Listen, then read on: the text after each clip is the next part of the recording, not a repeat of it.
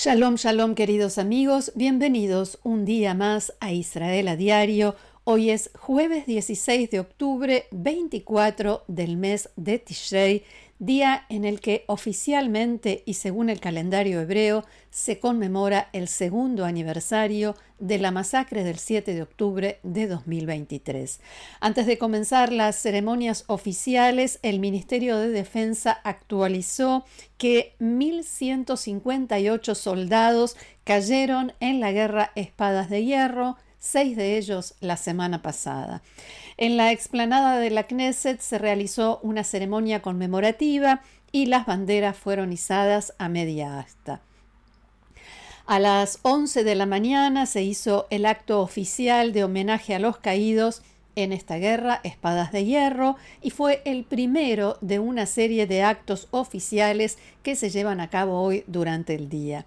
Otra noticia central que no está en los diarios: Hamás entregó anoche 2 cuerpos, 2 más, y ahora son 19 los rehenes sin vida que están en la Franja de Gaza desde hace 741 días.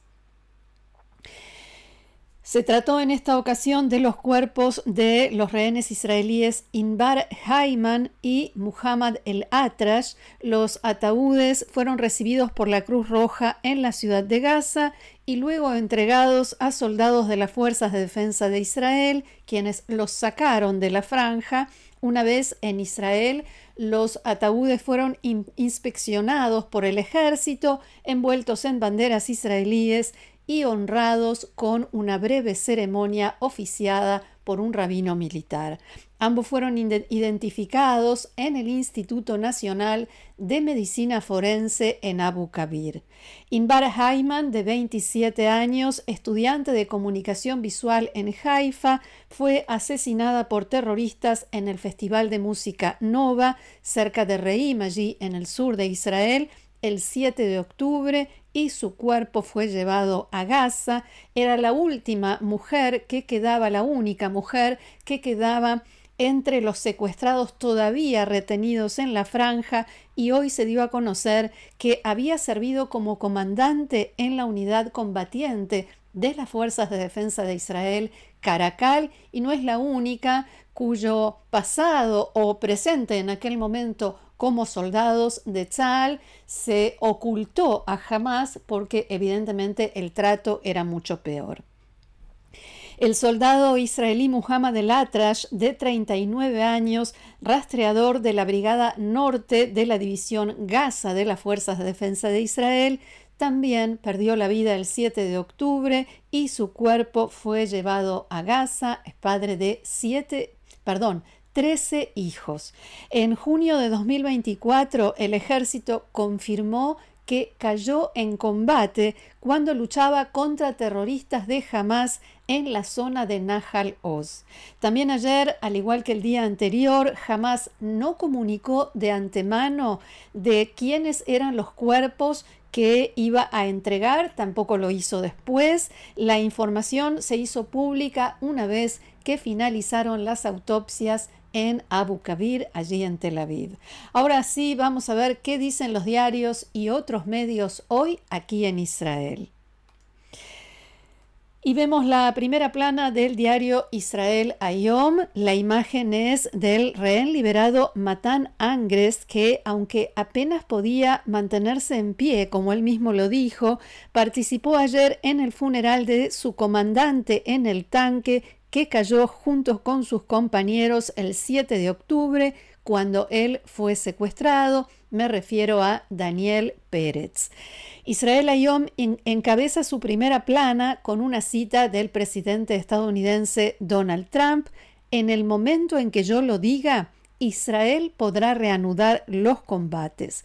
Y el titular en el centro dice: sigue mintiendo. Hamás ya ubicó a la mayoría de los rehenes fallecidos.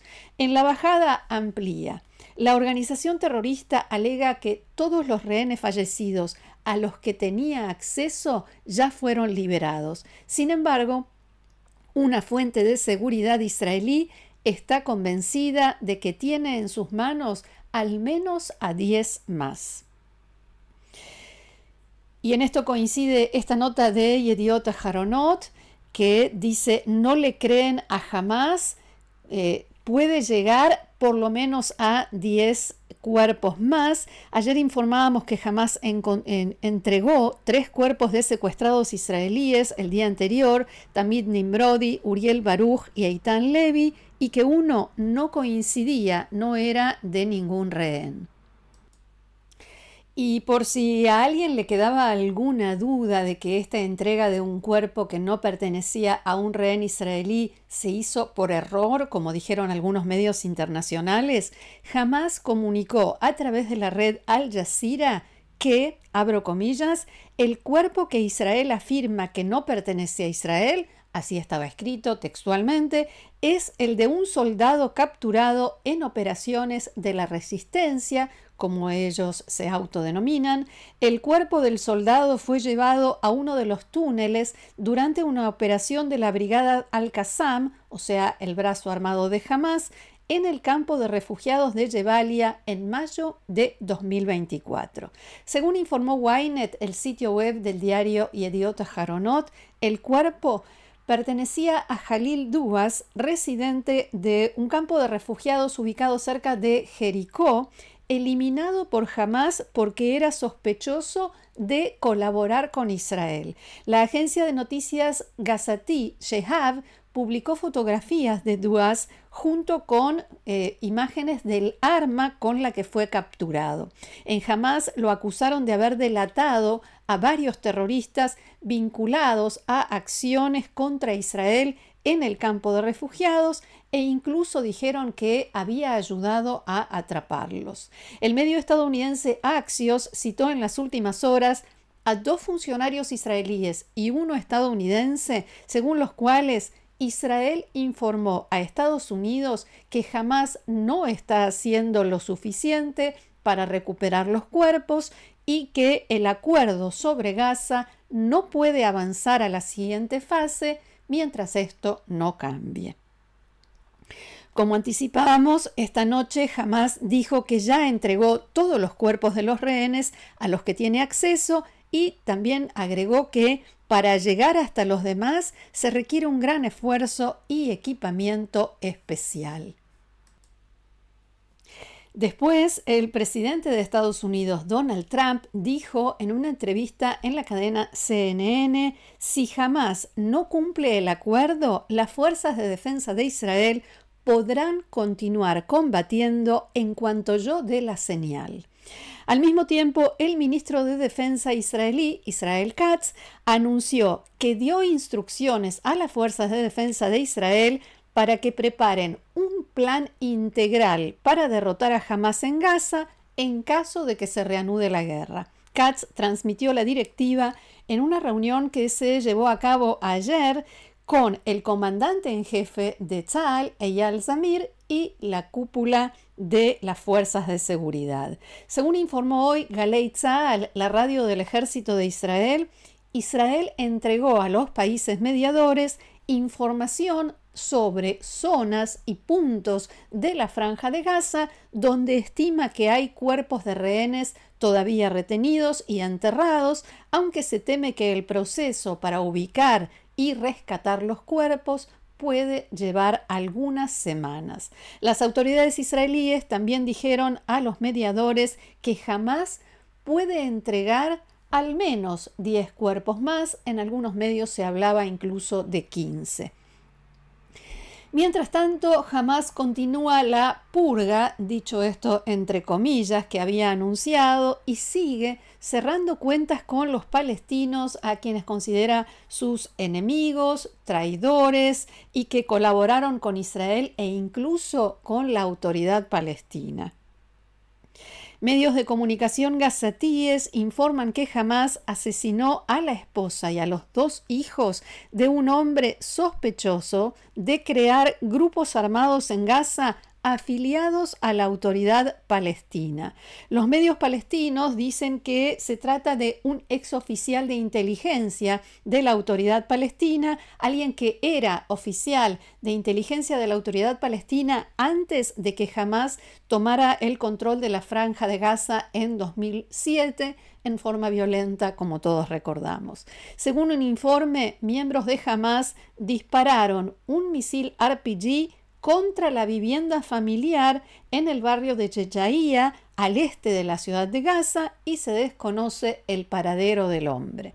Recordemos que ayer Trump dijo que este tema no está entre sus preocupaciones, que jamás se está ocupando de algunos pandilleros. Sin embargo, el principal comandante militar estadounidense en Medio Oriente, el almirante de la Armada Brad Cooper, advirtió públicamente a Hamás que deponga las armas, termine de inmediato la violencia y deje de disparar contra civiles palestinos inocentes. ¿Por qué esta declaración es importante? La violencia amenaza los planes del ejército estadounidense de reunir una fuerza de estabilización internacional para Gaza después de la guerra. La retirada del ejército israelí a la línea amarilla al este de la ciudad de Gaza dejó un vacío de seguridad que jamás se apresuró a llenar, y el personal militar estadounidense ya comenzó a establecer una central de coordinación en Israel, pero podrían pasar, dicen, al menos 2 semanas hasta que las fuerzas internacionales lleguen y este organismo encargado de monitorear el alto el fuego esté completamente operativo. Hay quienes dicen que este plazo de 2 semanas es demasiado optimista. Todavía no hay muchas señales de que esa fuerza internacional efectivamente se esté empezando a conformar. Hasta el momento, ningún país árabe se ha comprometido públicamente a enviar tropas a Gaza. Y vamos a ampliar el panorama para ver qué más sucede en Medio Oriente y nos vamos entonces a Siria. Porque el presidente ruso Vladimir Putin recibió al presidente sirio Ahmed Ashara en su primera visita a Moscú desde la caída del régimen de Assad a finales del año pasado, lo que indica un posible restablecimiento de las relaciones entre los dos países. En el encuentro, Putin se refirió a las relaciones amistosas entre Rusia y Siria, el mismo Putin que dio refugio al dictador sirio Bashar al-Assad, responsable de la matanza de cientos de miles de miembros de su propio pueblo. Pasando por alto cuánto ayudó y apoyó a Assad durante ese tiempo, Putin declaró: en Rusia nunca hemos tenido relaciones con Siria vinculadas a circunstancias políticas ni a intereses particulares. A lo largo de estas décadas siempre nos hemos guiado por una sola razón: los intereses del pueblo sirio. Fin de la cita. Por si a alguien se le olvida, en septiembre de 2015, Rusia entró formalmente en la guerra y dio apoyo aéreo a las fuerzas del régimen de Assad. La intervención militar rusa ayudó a Bashar al-Assad a recuperar gran parte del territorio sirio en los últimos años de la guerra civil. Por su parte, en esa reunión, el presidente sirio, el actual presidente sirio Ahmed Ashara, dijo que su gobierno respeta todos los acuerdos anteriores con Moscú y agregó: estamos trabajando para redefinir la naturaleza de las relaciones con Rusia. Uno de los temas centrales de la reunión fue cuál será el destino de las bases militares rusas en Siria ahora que ya no está Bashar al-Assad. Moscú tiene 3 bases militares en Siria, sus únicos puestos militares en Medio Oriente, oficiales en Medio Oriente, y su única vía de acceso al estratégico mar Mediterráneo. Antes de la llegada de Ashara a Moscú, surgieron informes también de que el líder sirio planea solicitar formalmente que Rusia entregue a Assad a las autoridades sirias para que sea juzgado por presuntos crímenes de guerra contra el pueblo sirio.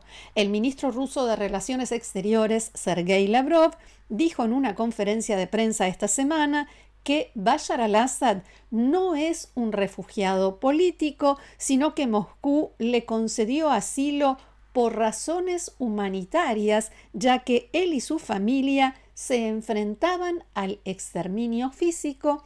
Fin de la cita y fin también de nuestro encuentro de hoy.